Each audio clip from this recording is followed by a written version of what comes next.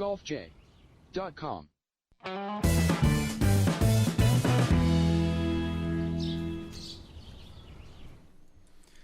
All right, good evening, everybody. Welcome to our special Open Championship recap episode of the Golf J podcast on FingerLakes1.tv. I'm Jim Sinacropia alongside Rhett DeConey and Doug Brown here inside the FingerLakes1.com studios in Seneca Falls, New York on Monday, July 18th, 2016.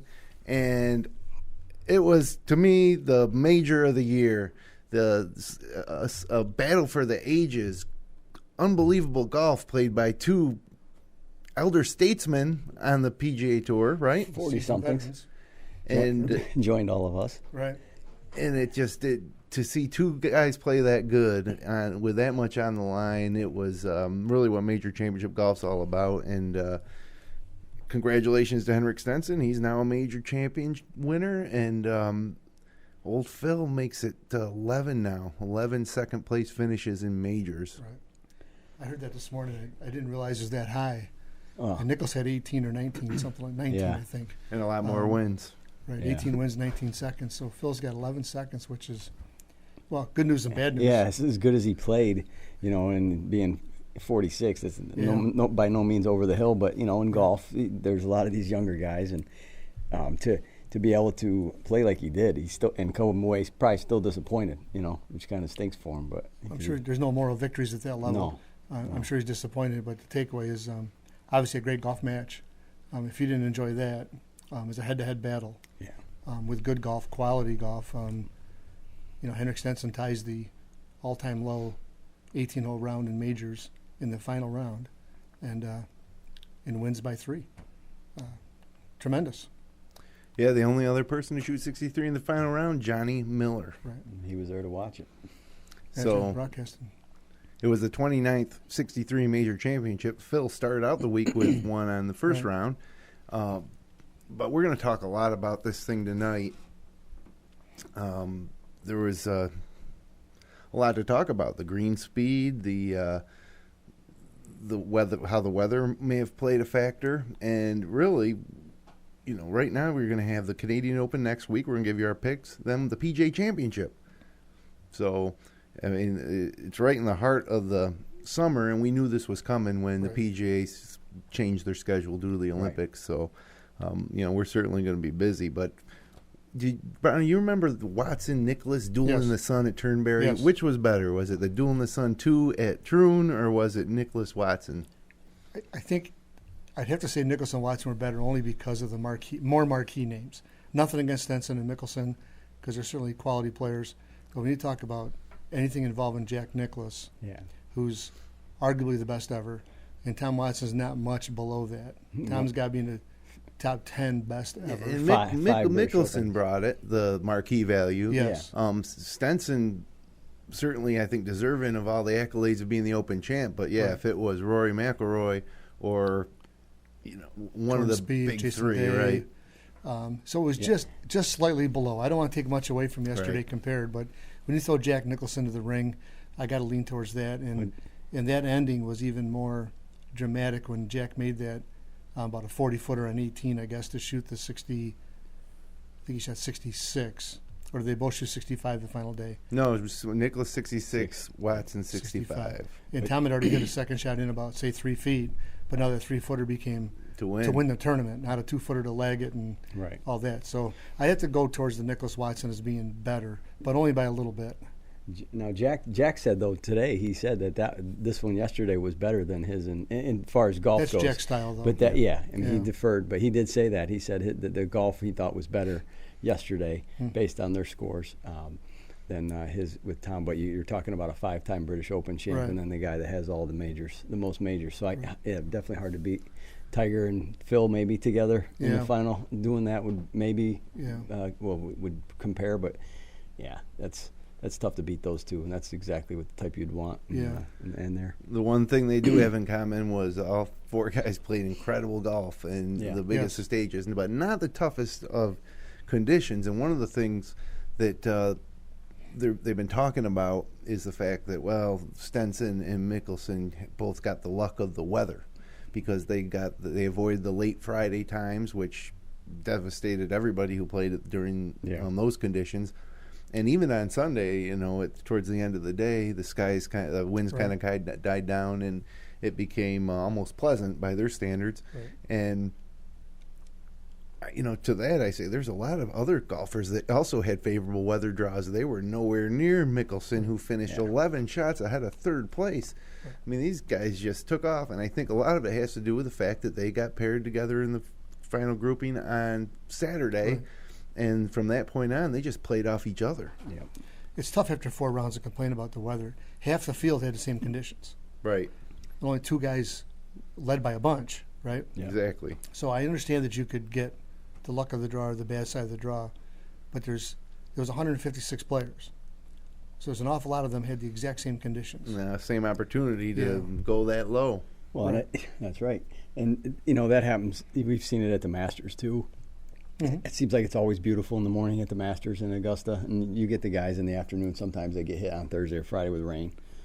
So, that's going to be at any tournament, and you're going to see that. So you can't really blame that. Those 2 guys just played phenomenal golf. I think that's what it comes down to. But that's why those tee times are flipped that way, so that everybody does get a taste of the same typical weather. And sometimes the forecast just doesn't play out perfectly. Right. You're going to you might catch a favorable draw, like a lot of golfers besides Stenson and Mickelson did. But also, golf's an outdoor sport. There's always going to be some element of the unknown, and it's never going to be perfectly fair because it's not a controlled environment. And all golfers accept that, and it's true at any level of the game. Whether it's your local club championship, if you get the first tee time of the day and you only have to play 2 or 3 holes in pouring rain, where the last tee time of the day has to play 12 or 13. Right. So it's just part of the game. On Friday, Mickelson shot 69 or 70, right? 69. Yeah. Terrible conditions. Stenson's the one that played well Friday. He's at 65, if I remember right. Yep. Okay.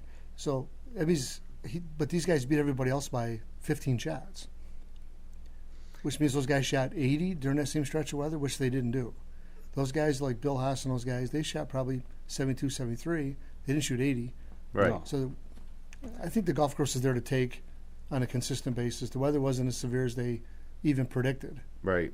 I think it was better than they expected. Yeah, it did. I think it was it Thursday afternoon or Friday afternoon was the worst of it, but it was really only one day that had terrible weather. It wasn't like they were talking initially for like Thursday was going to be okay and the rest of the weekend was going to be done. Supposed to be rain and 30-mile-an-hour winds and all that. So those guys putted really well. And well, they did putt well. They had the greens figured out, and they were slow, but they had them. Yeah. They had them figured out. They had the pace, and those guys just went back and forth, and it was a 2-man race from. Definitely saw that yesterday. The ability to make putts, and then a couple of them were bombs. Stenson made a 50-footer or whatever. When you least expected it, it was on the last par 5. Mickelson was putting for eagle. Stenson was in the high grass by the green, and he knocked it. Hit a great shot, but left himself 25, 30. Was it that close? On 16? It was the last par 5 where it looked like Mickelson had an eagle putt, and Stenson was off the green in 2 in the high grass, and it looked like it could be a 2-shot swing. Right. And Stenson makes birdie, and Mickelson just barely misses. He had 2 putts that really were cruel to watch. The putt for 63 or 62 on 18 on Thursday, which was ridiculous. It was like if you 3 inches from the hole, you would bet your life savings that was going in. Right. And then the same thing really on the eagle putt. It was going a little slower, but it really took a hard left-hand turn at the hole. So it could have changed things. There's 2 more shots, and Stenson never had that pressure of the closing holes. With Mickelson being within a shot or 2, even a 3-shot lead on the 18th green. He knew he won it. He got to take that walk, and great for Henrik Stenson. He was certainly a candidate for the best player to never win a major. Yeah, we talked about that a few weeks ago after the U.S. Open, and I think I had mentioned Sergio, and I didn't really even think about Stenson, but probably better. He flies under the radar. Yeah, he's got a mean look to him when they zoom in on his face after he hits a golf ball. He's got a a real mean look to him. Apparently, he's quite a nice guy. He's a prankster, is a word on him, and but he's kind of quiet. Yeah, he's not flamboyant. Well liked. So you forget about him a little bit. Yeah, he's very, very under the radar. Sergio gets the microphone in front of him, he badmouths everybody, so remember Sergio. Yeah. So when you get asked that question, his name pops in your head, not a Henrik Stenson. Yeah. Right. I mean, the guy's won the FedEx Cup. Yeah. Tour Championship. Players champ. I mean, match play champ back in February. Play. So I mean, he's won huge tournaments. Right. All over the world too. I mean, in European PGA Tour, he's. I don't know if has he won the race to Dubai. I know he's been in contention for that too for a few times. So, he's won tournaments everywhere. He's been around for a long time. At 40 years old. Back in 2001, I want to say he had dropped to over 600 in the world rankings. Fought back, and then in 2011, I believe, dropped down to like 254, and kind of rebuilt his game and came back. And now with the win, he goes from 51 to 14 in the FedEx standings, which is a big difference the way they do cuts after each of those events, and then from 6 to 5 in the world rankings. So now this guy's the 5th best player in the world behind Johnson, McIlroy, Spieth, and Day. So. It's great for Swedish golf. It was fun to hear from Annika Sorenstam. Right. Yeah. It was fun to see Jesper Parnevik. Yeah. David Lingworth also Swede, and those two will compete in Rio, right? Where Stenson says he's not afraid of mosquitoes. Right. He said he's afraid of bigger things than that, but he's not going to let mosquitoes bother him, which is kind of funny. Think about it again. A month ago at the U.S. Open, he misses the cut. Yeah, by quite a bit. He had a decent first round and a horrible second round. I think he was like 10 over, and didn't go back for the last hole, which was Saturday morning, because he had to play one hole. He would have missed the cut anyhow. Right. And then flew across the ocean and won some event in Europe the very next week, and now wins this one 2 weeks later than that. And with the PGA Championship just 2 weeks away, there's a real good chance he's a favorite, along with Dustin Johnson. I would think would still be a favorite, and I think Mickelson's odds skyrocket. Give them both props. They got to be up there in the top 5 picks. I mean, it's great group of guys to do what they did. Spieth had a great round yesterday. Mm-hmm. Rory, I mean, for his struggles, still had a top 5. Yep. And he's won a tournament, 2 fourths and a fifth, I think, in his last 5 tournaments. So he had one missed cut in there, but all these guys are raring to go, and it's going to be great to watch in 2 weeks. You're right. You talk about their rounds, but they got beat by 15 to 20 shots. Yeah. That's typically on a regular event, you're finishing top 50, top 60, whatever, if you can beat by 20. Yeah. These guys were getting top 10s, right? There's such a gap. Yeah. DJ was top 10 too, right? I think he snuck back in there. Ninth or something like that. Dave finished, 22nd? Dave was out of there. McIlroy and Johnson stayed in. Dave nowhere near there. I think he finished at 1 or 2 over. But they didn't cover it much, but that was kind of 2 tournaments in one. You had those 2 guys competing for first and second place. Mm-hmm. Everybody else competing for third. They didn't cover any of it. Yeah. Okay. They showed a little bit of Beef Johnson. Yeah. Well, he was getting some notoriety. Yeah. But other than that, it was a great tournament underneath those guys. Yeah. We just didn't really get to see it. Colin Montgomery made the cut. I think I didn't start watching the telecast in time to see him finish. I was looking forward to see him come up 18 on Sunday. But not much fanfare surrounding anything other than the battle between Mickelson and Stenson. And I got to thinking about Mickelson's 11 runner-up finishes, and the first thing you kind of think is, well, that was during the Tiger era, so Tiger's responsible for a lot of that. But only one of those 11 was to Tiger. Right. Only one of those second-place finishes had Tiger winning, which I thought was pretty amazing. Because I would have assumed it was 5 or 6, but just one, and that was probably the only time that Mickelson and Tiger ever went head-to-head. And I can remember wanting to see those guys square off in the way that he and Stenson did today, but it just never happened, except for once. Which one was it? U.S. Open? Geez, I don't have that here. The golf. I'm trying to think of which one, but GolfDigest.com had a little piece where they ran through all 11 of them, right? And there was a lot of them. Just one was Tiger. So one person who won no matter what happened on Sunday was Callaway. Both these guys are strong Callaway players. Right. Stenson played a Titleist golf ball. Callaway or Mickelson played a Callaway, but Both guys, Callaway guys. In Stenson's bag, he plays the Callaway XR16 9-degree driver. But I don't even know if we ever even saw that because he was hitting that 3-wood, which is a Callaway Diablo Octane Tour 13-degree driver that he was pumping out there with Mickelson's drives regularly. Callaway Legacy Black irons 2 through pitching wedge. You don't see that too often anymore. He carries a 2, 3, 4. One of the best, probably the best long iron player in the game, Henrik Stenson. A couple of Callaway wedges, MD3 milled 52 and 58 degrees, so he doesn't even carry a 60 degree. And Odyssey White Hot XG putter. And Callaway Golf had to love it. Because Mickelson, well-known Callaway guy. They were partying in Carlsbad. Free TV coverage. No doubt. Yep. And speaking of Mickelson, he changed his putting grip up a little bit there on Troon slow greens on Sunday. Yeah, he went from the back to the claw to the regular, and when they asked him about it, he said it just felt a lot better. And if you really trust yourself, you go with what feels best. I hear that. Even if it's the final round of the British Open. Yes. Yep. And he was doing that more for distance control, or was he? Just felt better, I guess. That's what he said. He didn't really elaborate more than say it just felt better on the longer putts. So right. I imagine distance did have something to do with it. Sure. Yeah, you got, most of putting is feel. So if he felt good and mentally he feels good, but I would bet it was the long putts as well that he could get a little more power to it. You got to figure though, although he didn't do it the other 3 rounds, you got to figure he practices that a lot when he's out in, on the range or on the putting green. I mean, and. It's not something that's a fluky thing that he did. He's done some other crazy stuff in the days, but you got to figure changing your putter grip. At age 46, he might just be like, whatever. I'll change it if it feels better. He may not have practiced it. I mean, I'm sure he's practiced both ways over the past few years, but I don't think that he said to himself, I better work on this different grip just in case. I think that he got out there and he felt a little comfortable. He had confidence in himself at 46 years old, right? Which brings me to a question.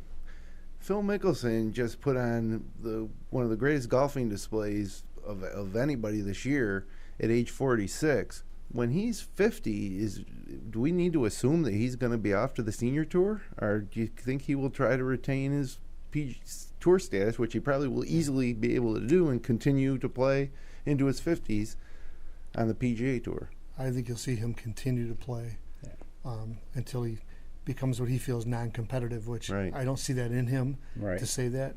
If he ever goes to the senior tour, I'm going to think he's going to be more of a marquee bit player. I'll show up for the 2 or 3. The U.S. Seniors Open. He could play in the Senior Open and the U.S. Open. He could cross over. And same thing with the British Open. But I think he'll do more of, VJ played both for a while, and it seems to be more migrating towards the seniors now. I don't think you're going to see Phil get on it. At 50 years old, he's going to stay on a regular tour. VJ is really one of the only guys I think that's ever done it, and he's playing in the Canadian Open again this year or next week. Yeah, he's been playing PGA a lot more the last few month or so. Right. I think early in the year he's played a lot of seniors. Yeah. Well, Ray Floyd won one on both tours one year. Yeah. Going way back, but it seems to me 50's getting to be a little young to be considered senior in the world of golf.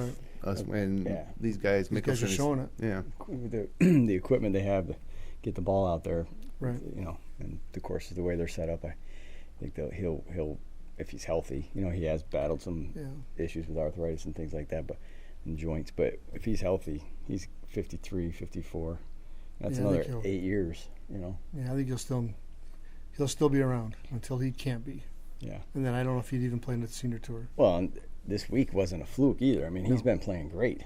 He hasn't. He's just statistically as good as anybody in the tour. He's top 5 in most statistics, and he's had a really good year. It's not you don't really look at it as a great year for Phil Mickelson because of what he's done in the past. But any other pro on tour right now would take everything he's done this year and be pretty happy with it. Yeah, no doubt. I agree. He's having a great year.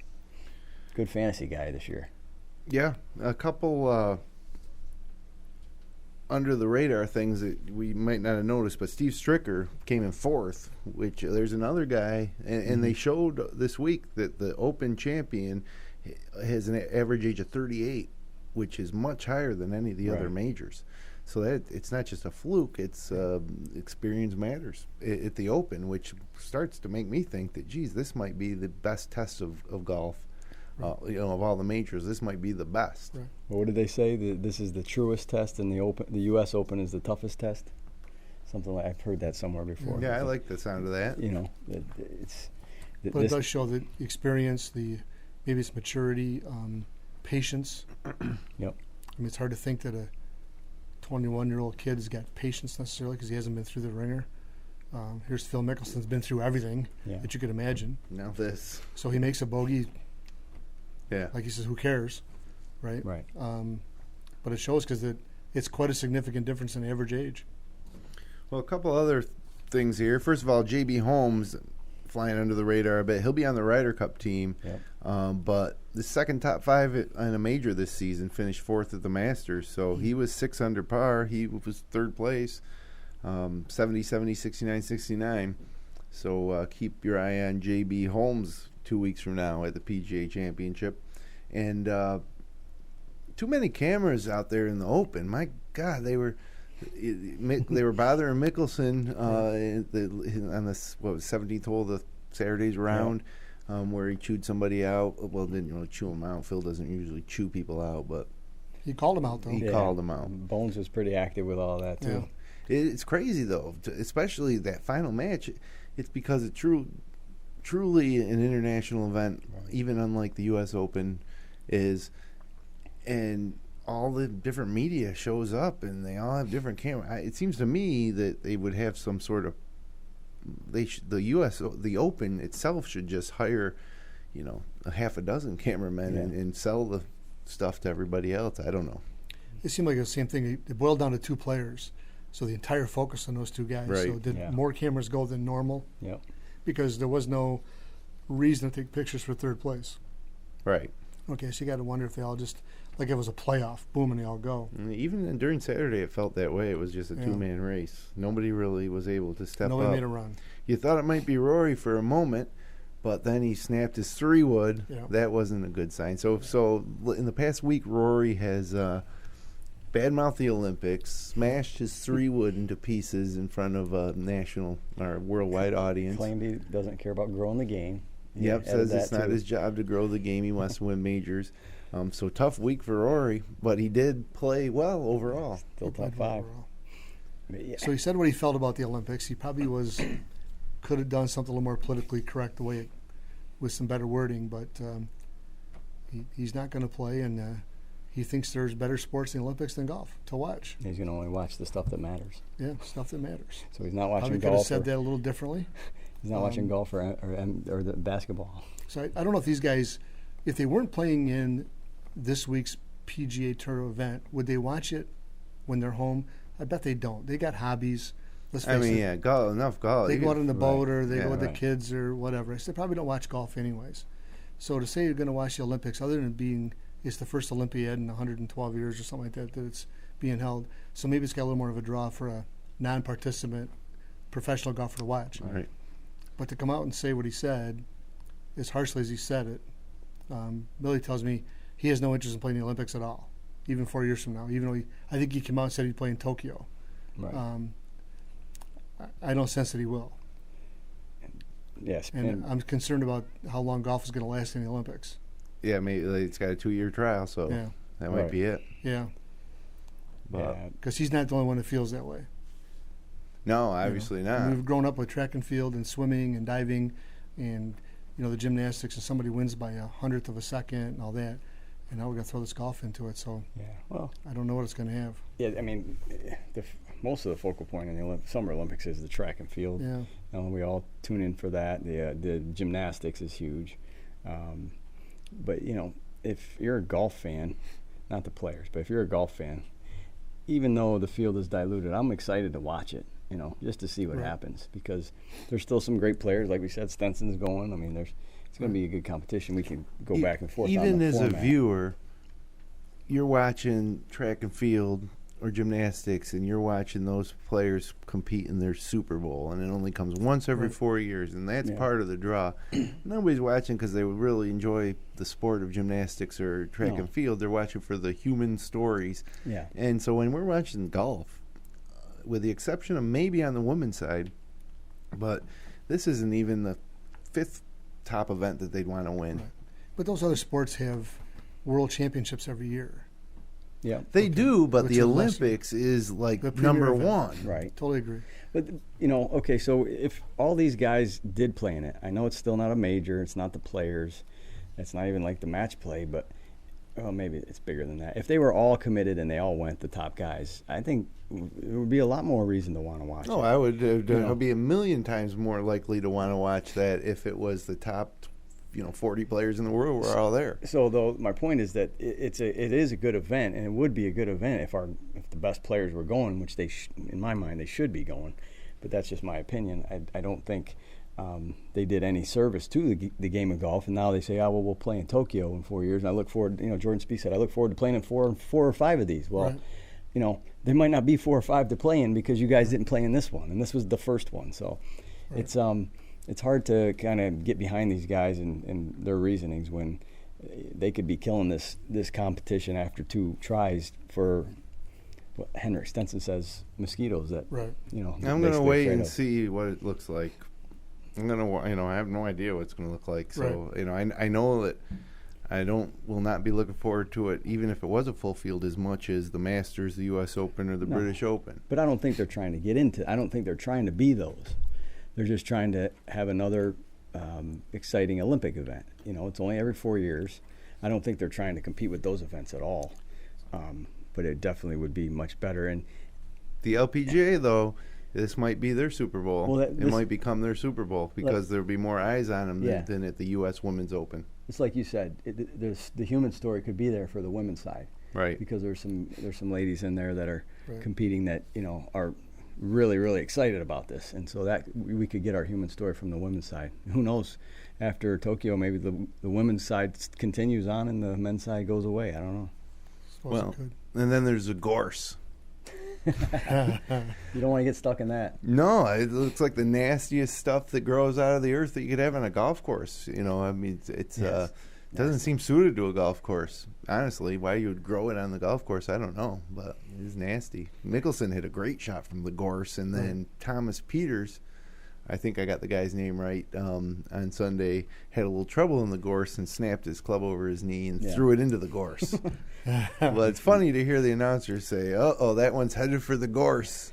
How about, was it hole 11, they had to carry it 250 yards or so? Over a whole field of gorse. Yeah. It's like a big water hazard, but it's just gorse. That's a great hole. I would vote hole 11 at Turnberry or at Troon maybe as top 18 holes worldwide. If you're going to put it together, a dream 18. Right. That's a pretty cool hole, and there's a lot of risk and reward. And with the train and the gorse, the blind shot, the slanted fairway in the greenside area, I thought it was a pretty cool hole. I like that a lot. And the postage stamp was also fun to see. Played at 100 yards on Sunday, and only 46% of the field hit the green regulation. At 100 yards, best players in the world. They got to be so much in their head about what they're thinking about when they go up to that tee box. So much can go wrong. Yeah. It's a neat hole in the sense that you talk about 100 yards. Yeah. And we're struggling. Yeah. There's someone made 7. I think Kuchar made 7. You get in that bunker on the right-hand side and forget about it. I mean, you're going backwards, sideways. Yeah. You're hitting it. You wouldn't think any professional golfer would miss the green from 100 yards. Why aren't, and I'm getting a little off topic here, but why aren't there more pop bunkers on American courses? Like, it's a cool design. It's a cool feature. I don't necessarily know it needs to be a link-style course to have a few pop bunkers out there. But you don't see them anywhere, right? I think you'll find one at Harbor Town. Oh, yeah? I think there's a par 3 that's got a ladder that takes you down into it. Oh, yeah, I can. That's the only one that comes to my mind. Yeah. And there's at Harbor Town, I think there's a real short par 4 too that has it's almost like an island, but it's got all waste around it. Yeah. And it might be the same hole that I'm talking about. It could be that. I thought it was a 3-par, but it might be a 4. Well, I think you're right though. I think there's one on both of them. But it's amazing. That's all that comes to my head. And unless it's a link-style American course. Right. Yeah, because like even at Chambers Bay, they're not pop bunkers. They're right, and that's a link style course. And at Bandon Dunes, I'd love to play there someday. But from what you read about, they're blowouts. They're not pop bunkers. They're not anything just kind of sitting in the fairway like that. A lot of them talk now that the bunkers in the American design are not hazards. In reality, those guys are so good getting out of the sand. Oh, yeah. Yeah. Those are hazards at Troon.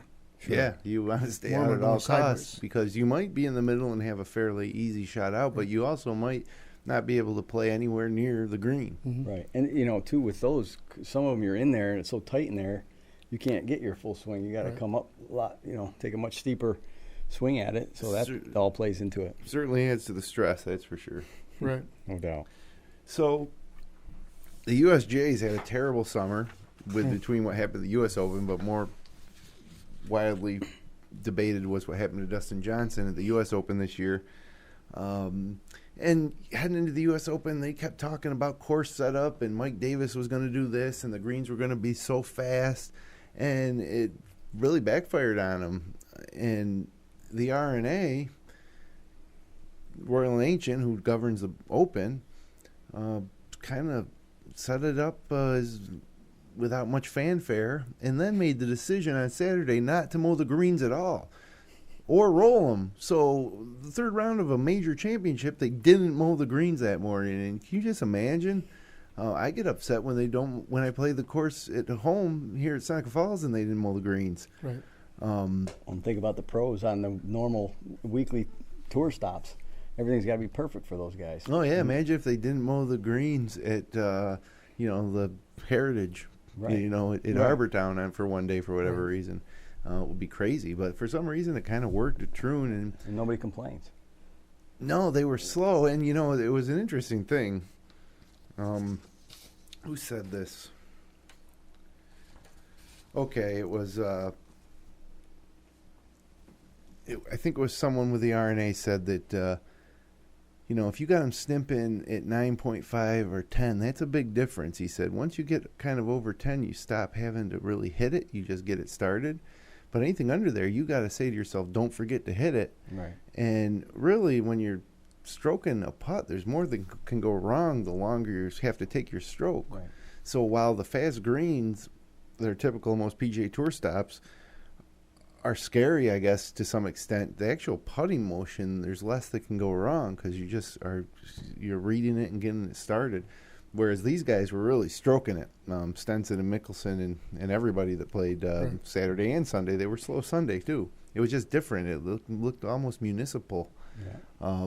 But it didn't take away from the event at all. Well, that's one of the things you look at. You hear all the stuff always about the U.S. Open setup and the greens and the rough and everything, and you never hear, you hardly ever hear anybody complaining. You never really hear anybody talk about how the course is set up at the Open Championship. It's just never really a topic of consideration. I don't know if they've got everybody scared into thinking something or saying something over there, but you just don't ever hear about it that way. It's just, here's the course. This is what it's going to be this week. You're going to go play it, and whoever wins, wins. Well, I've heard the RNA say before, they're not concerned about what the people shoot. Right. They want to be a fair test. Right.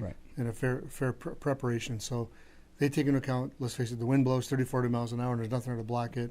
They got to be a little cautious. I don't think those greens St. Andrews last year had an issue where the greens were too fast and the wind blowed, and they had to suspend play for the whole day. Right. Yeah. They'd rather have them out there in 40-mile-per-hour winds if they can. Keep playing. Mm-hmm. Yeah. Right. So they don't want the embarrassment of what happened like last year. Although, of course, you can't control it. If the wind was 60, you can't control it. You can only listen to the predictions. But I don't think they obviously don't care or they don't mind if somebody shoots low. No. Another side factor, too, to consider with slower greens is that the twosomes at the Open were averaging about 3 hours and 30 minutes to get around, which is pretty short. And one of the reasons is they didn't have to mark every 2-footer and read it both ways. They just went up and tapped it in because the greens were more manageable. And you don't see a lot of people missing the 2-footers on the fast greens anyway. So, look, I like fast greens. I don't think they need to be extreme. I think even Augusta might have to check themselves over time. They're especially, I think they do it to protect their reputation as a major championship venue. But what this week showed me is that you can set the course up a lot of different ways, and you don't always have to be pushing the envelope with green speeds. So, very true. So, anyways, we went into this year, wondering how many majors Jason Day was going to win, or if Spieth was going to defend at the Masters of the U.S. Open, or if Rory McIlroy was going to be back, and who was going to emerge out of the big three. Ricky Fowler was talked about. But the big three is Ricky Fowler was what we in the earlier year were like, is it a big four? Yeah. No.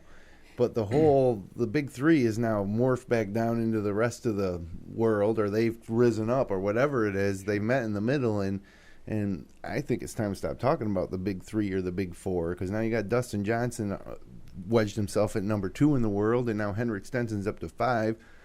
Heading into the next major, who would you take, Phil Mickelson or Jordan Spieth? It wasn't even a discussion a few months ago, but now you might find some people who would take that bet. You take Spieth and they take Mickelson, or you take Day and they take Mickelson or Stenson, and that's not to mention, 24 other players who are just on the cusp. So, Is that good for golf?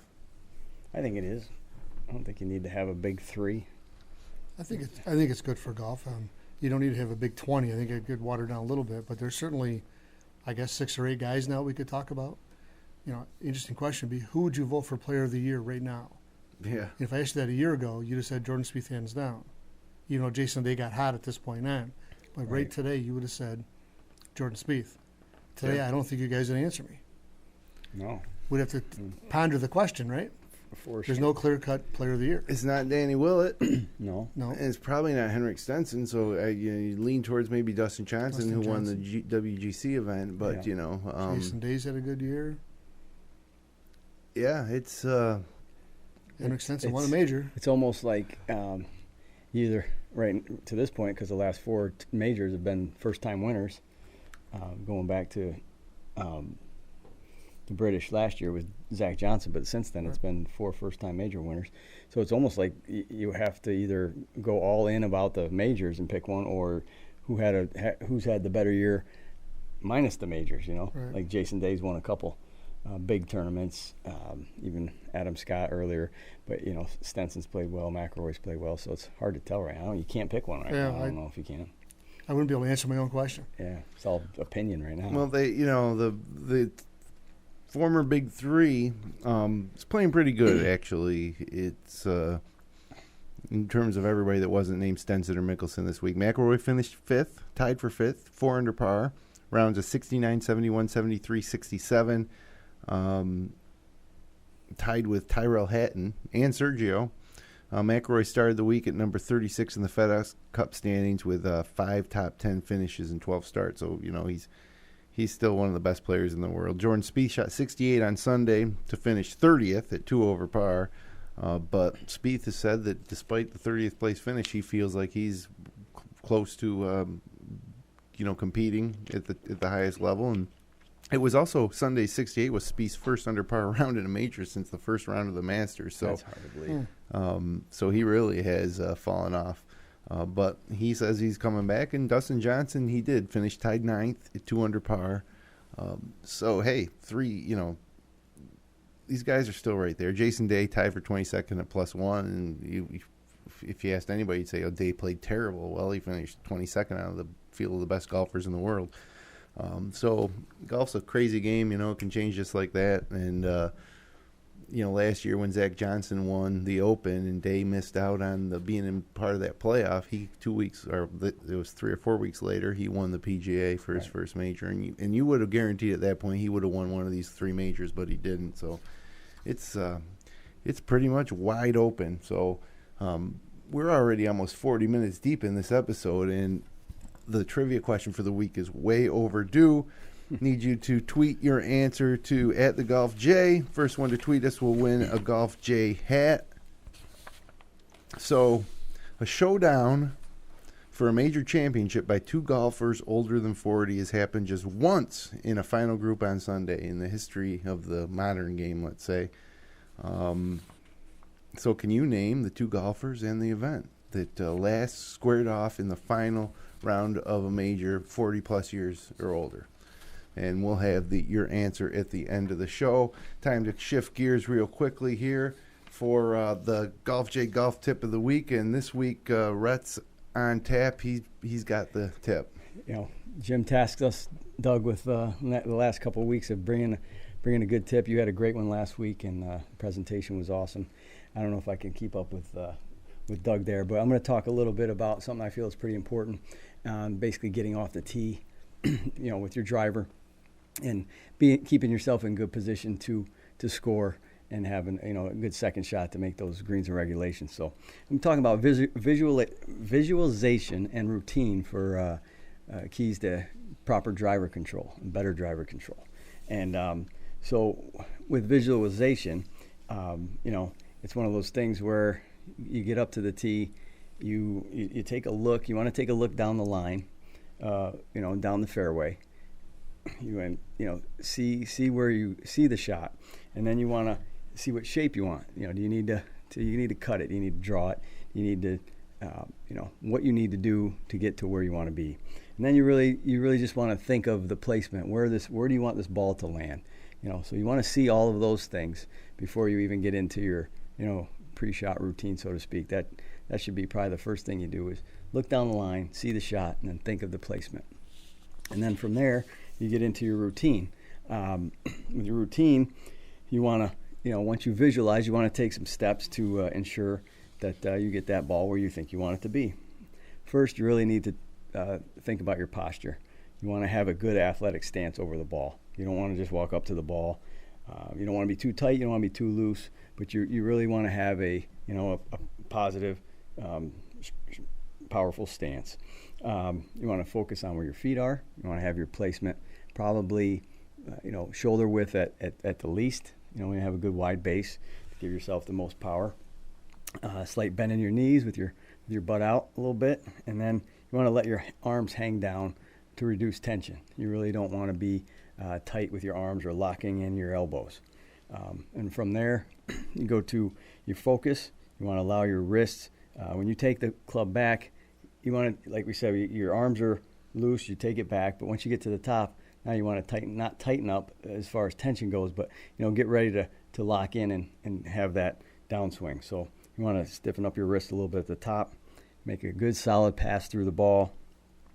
And then I think the biggest key to a lot of people think that distance is generated from swinging hard. So a lot of people think that, but really the key to getting the most power and the most control of your ball is really hitting it in the center of the face. So you want to have that club right back to square where you started when you hit that ball. You hit it a little off the sweet spot. It's not going to go where you want it. It's not going to get the distance you want. So you really want to focus on every time seeing those ball marks right in the center of your driver when you hit that driver. And I think that's really the keys to good visualization and good routine to get your ball right down the middle to give you a good start to that hole. It's as simple as that. Just as simple as that. Think of those things. Do them on the range first, but you see Jason Day close his eyes pretty much on every shot, mm-hmm. But he really takes a lot of time to see what he's looking at or see where he wants that ball to go on his driver, and he pounds the ball.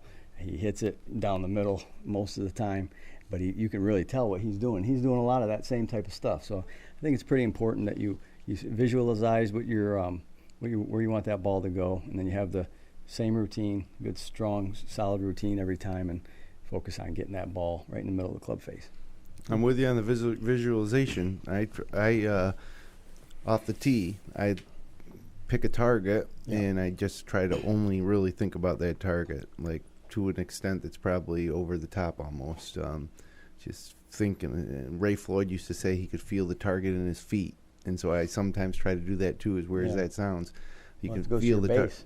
Yeah. And I just try to hit through my swing. I try to take a turn, and other than the target, the only thing I think about off the tee is a slow takeaway with a full turn. And other than that, it's all the target.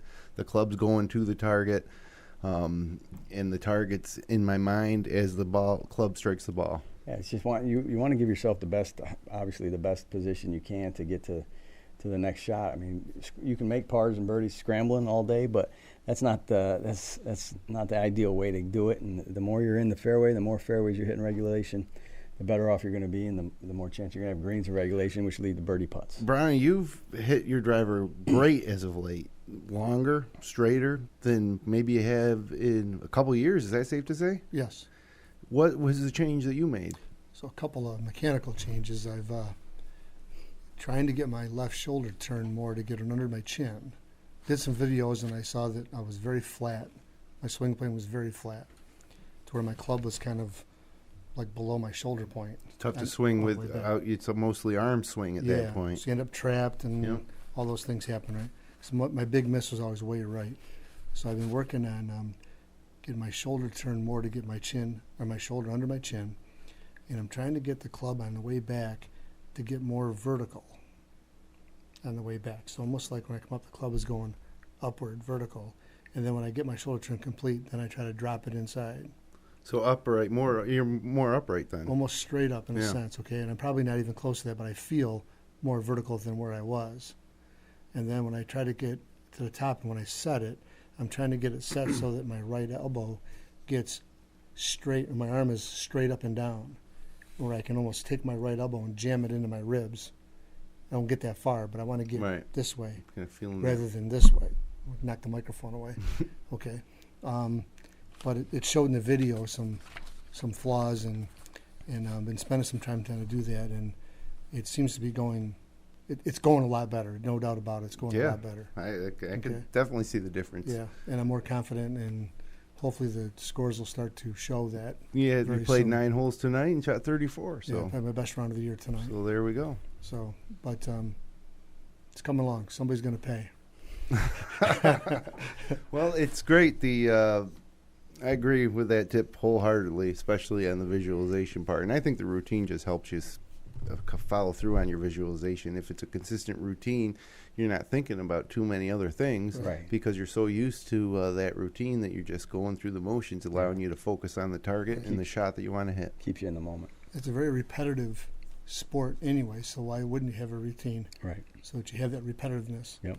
Right. Takes the pressure off as well. Well, good tip. It's ball's back in my court next week. I will have the tip next week, and it will probably be a mental tip. Zen golf.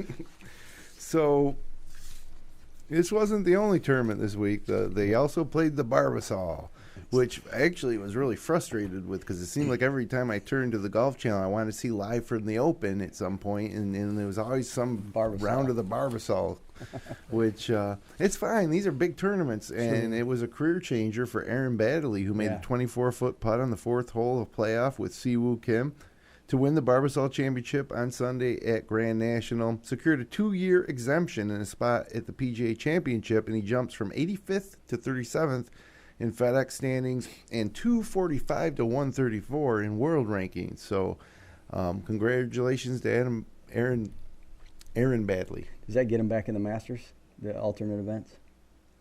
I'm not sure. I would say no because they didn't mention it in this where I got my notes, but I think it should. A win's a win, but except for that one in Puerto Rico. Right. we didn't give that one to Tony Finau.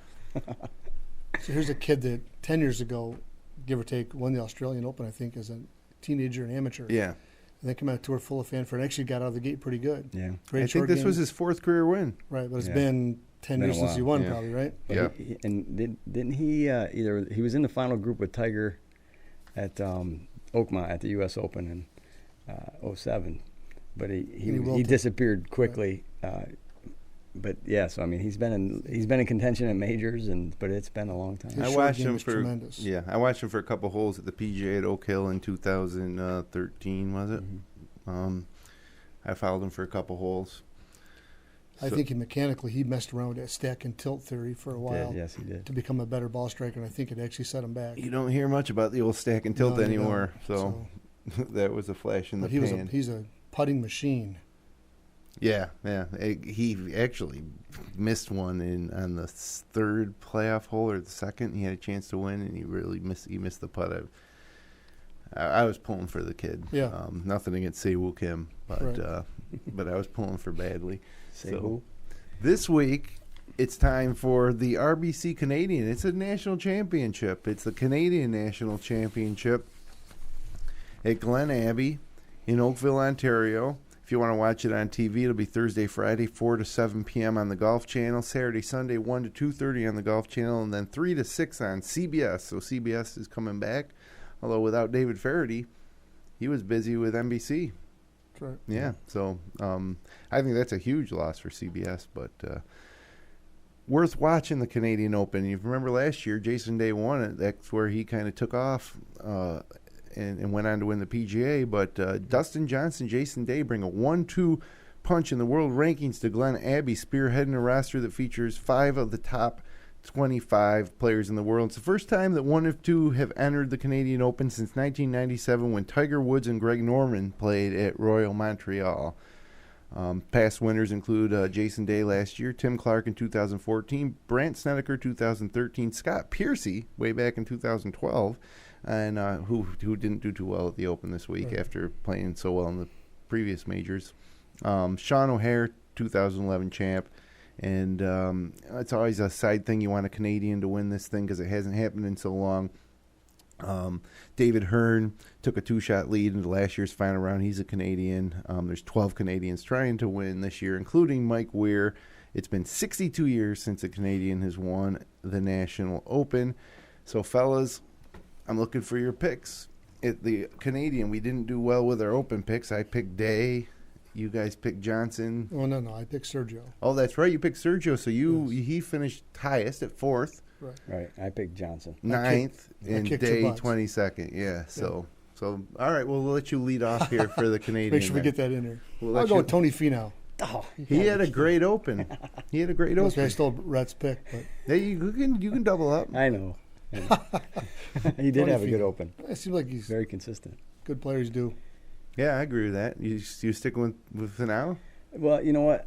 Just to keep it interesting, I will move off of him because you did go first and you picked him. You had the lowest last week, so we'll let you go there.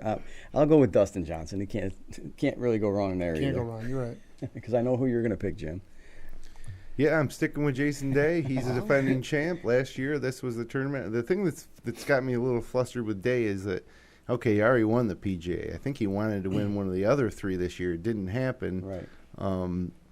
But he'll be back in friendly confines, and I got to stick with Day. If he's in it, I'm picking him. He's still number 1 in the world. When do you get off this rule of if he's in it, I'm picking him? He's getting close to getting. I don't know if he'll be my pick for the PGA yet. Oh, he's defending champ. You have to pick him next week. That's why I'm picking him this week. But if he can't at least be in contention this week on Sunday, then he won't be my pick of the PGA. You're moving out because it's just 1 week away. So that's right. They didn't play at Glen Abbey last year, I don't believe. I think you're right. I think you're right. They do. They move it around. I'm not sure if it's friendly confines for. Yeah, well, he's friendly with the country. You're right. The beer.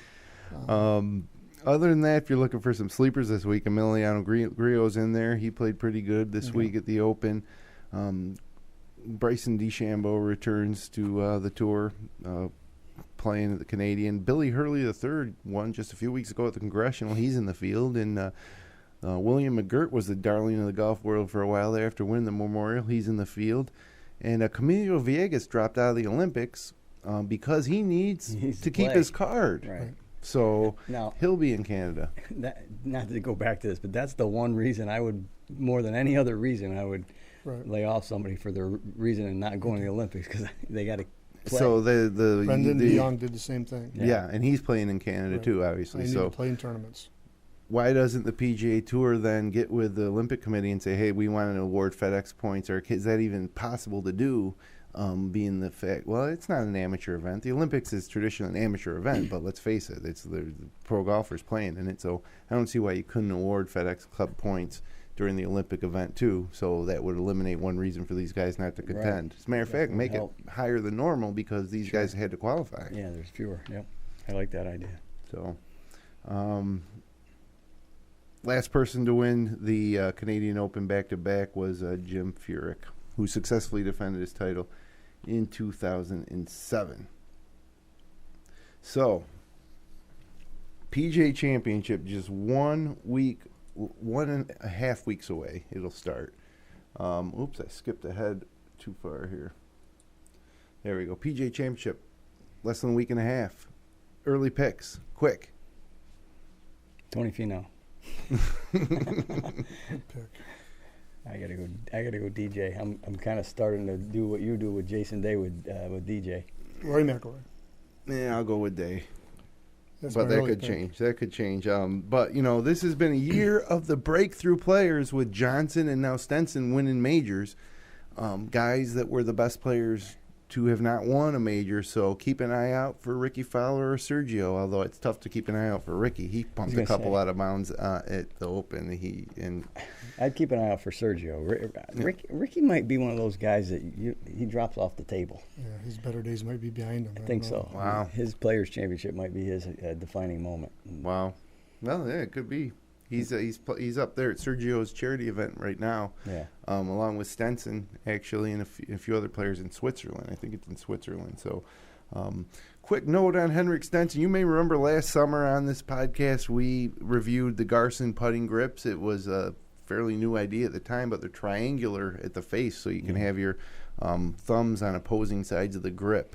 And Henrik Stenson used the Garson grip.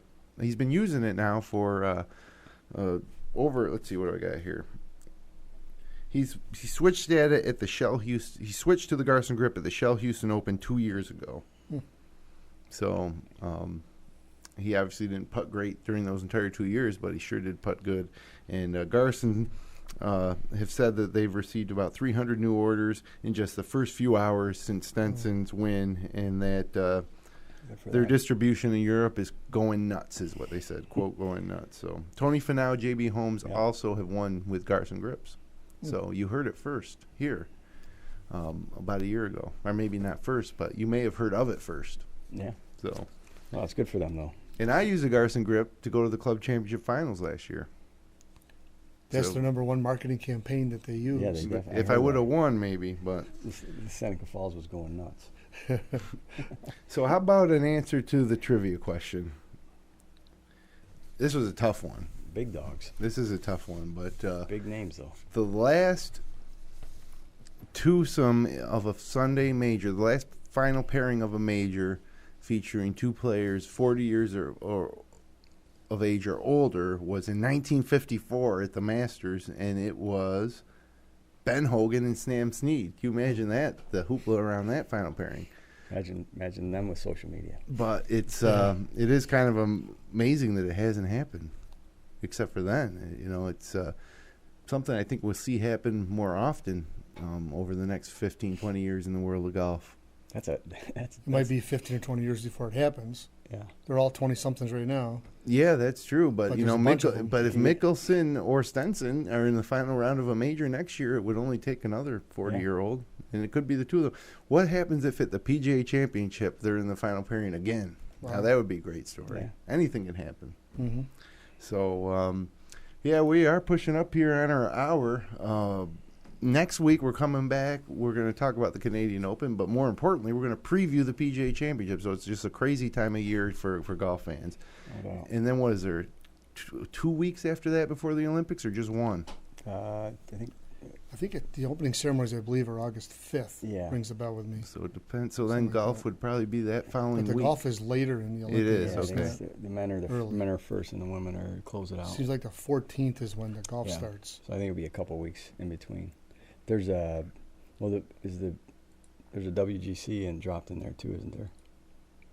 I forget. That I don't know. I'm not sure. There's a couple of tournaments I think before the Olympics. The John Deere. John Deere is one of them. That's one of them. Definitely, because they moved that for this year for Olympics. Let's see. I gotta figure this out here. Yeah, we got. If you can roll quickly pull that up, it would be nice information. I could probably pull it up too. Okay, here we go. All right. Canadian Open this week. Baltusrol for the PGA Championship the following week. Travelers. And then the Olympics. Oh, the Travelers, then the Olympics. And then the John Deere. And then the John Deere. And then one more week, and then it's the playoffs. So actually the John Deere is the same week as the Olympics. Yep. Okay. And then the Wyndham, then the Barclays, Deutsche Bank, and BMW. And the Barclays is the cutoff for Ryder Cup points, too. Yes. So, and then the Ryder Cup will be coming along in about 11 weeks. So, A lot of stuff going on in the world of golf. We'll be back next week. Brownie, Rhett, thanks for joining me. I'll have the golf tip next week. I'll be celebrating my Jason Day victory, and I will pick Jason Day then to win the PGA Championship the following week. So thanks to everybody for spending some time with us on the GolfJ.com podcast. Connect with us online at Twitter at the GolfJ, Instagram at the _GolfJ, and we're on Facebook at facebook.com/GolfJ. All our episodes in the best of the wide world of golf on the web can be found at golfj.com. We'll be back next Monday night at 9 p.m. to preview the PGA Championship at Baltusrol. Until then, enjoy the Canadian National Championship and hit 'em long, not often.